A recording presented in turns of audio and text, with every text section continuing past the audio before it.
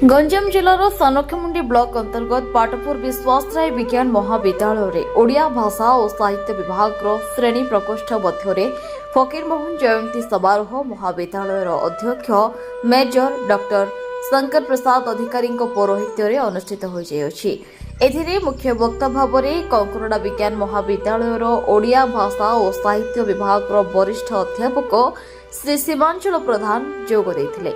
फकीरमोहन किपरि ओडिया भाषा और साहित्यर सेनापति एही मतर सार्थकता प्रतिपादन करने सह फकीरमोहन साहित्यर मूल्यांकन करथिले।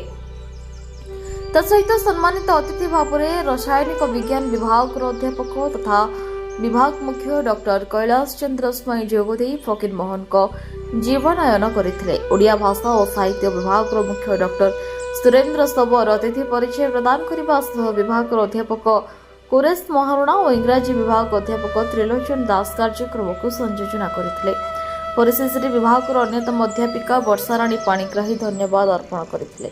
उक्त आलोचना चक्र तथा जयंती रे विभाग छात्र छात्री जोग देवा सह भित्ति प्रबंध उपस्थापन करथिले।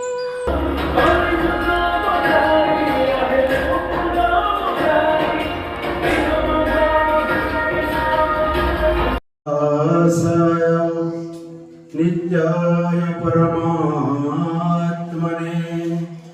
बलभद्र सुभद्राभ्यां जगन्नाथाय ते नमः।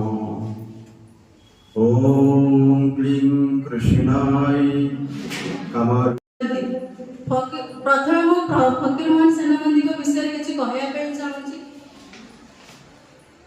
फकीरमोहन सेनापति जनवरी 13, 1843 मसीहा Baleshwar. Respected Kailash sir, Sabar sir, Kuresh sir, and Varsharanee madam,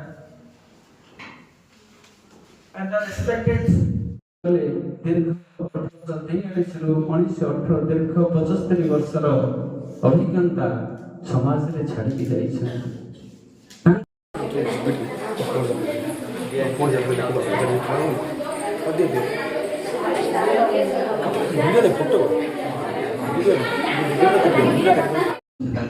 काव्य कविता उपन्यास गल्प भ्रमण सानखमुंडी विजय कुमार प्रधान को रिपोर्ट न्यूज उपांत खबर।